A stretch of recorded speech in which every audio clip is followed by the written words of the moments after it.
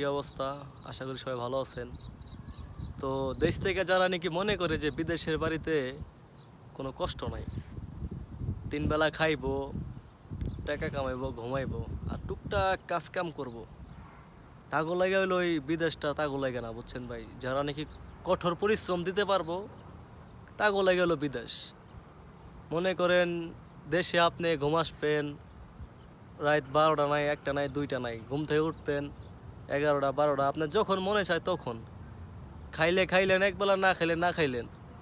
আপনার সাদা লোক আছে বাড়ির মানুষজন, কিন্তু এই বিদেশের বাড়িতে আপনি একবেলা না খাইলে পরে আপনার কইব না যে ভাই কিরে ভাত খাস না, কিনলে গা ভাতটা খায় নি।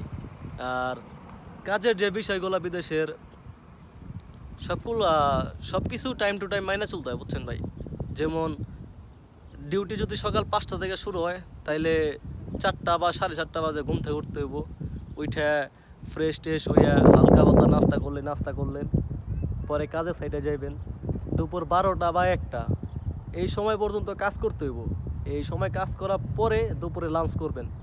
তারপরে প্রায় কয়টা, 3টা 4টা বা 5টা, এই 4টা বা 5টার ভিতরে আপনার ছুটি হইব। আবার সেই কাজ কাম শেষ করে আবার সেই ক্লান্ত শরীর নিয়ে আপনার গাড়িতে জার্নি করে বাসায় আসতে হইব। বাসায় আসলে পরে গোসল করতে হইব, ফ্রেশ হইতে হইব।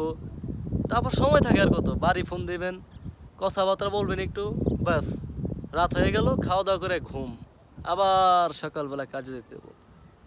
এই হলো বিদেশ ভাই, বুঝছেন? বিদেশের বাড়ি এত সহজ না। যারা কষ্ট করতে পারে তা লেগে হইলো বিদেশ, বুঝছেন ভাই?